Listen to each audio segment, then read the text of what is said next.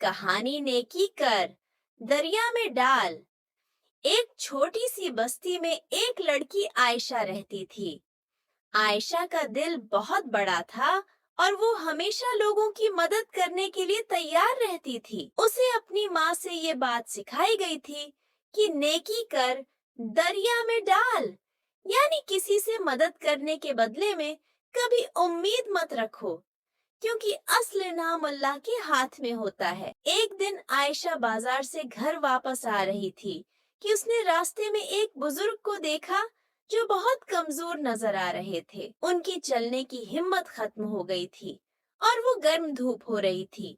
मैं खड़े होकर पानी ढूंढ रहे थे। आयशा ने देखा कि उनके आसपास से गुजरते लोग उन्हें देखे बगैर गुजर रहे हैं। उसका दिल पिघल गया।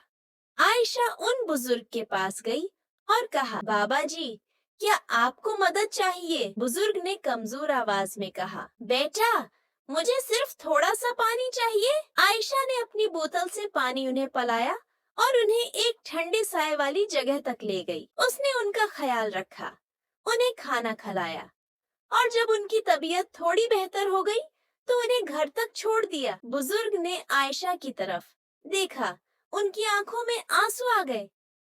उन्होंने आयशा से कहा, बेटा, मेरे पास तुझे देने के लिए कुछ नहीं है, मगर मेरी दुआ हमेशा तेरे साथ रहेगी। आयशा ने मुस्कुराते हुए कहा, बाबा जी, मुझे कुछ नहीं चाहिए, बस आप दुआ कर दें।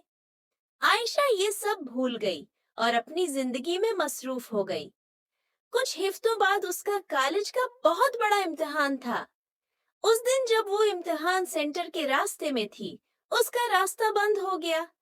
वो परेशान हो गई कि अगर वक्त पर न पहुंची तो पेपर मिस हो जाएगा। अचानक उसने देखा कि एक अजनबी शख्स उसे एक शॉर्टकट दिखाता है जो सिर्फ कुछ लोगों को ही मालूम था। उस रास्ते पर चलकर आयशा वक्त पर इम्तिहान देने पहुंच गई।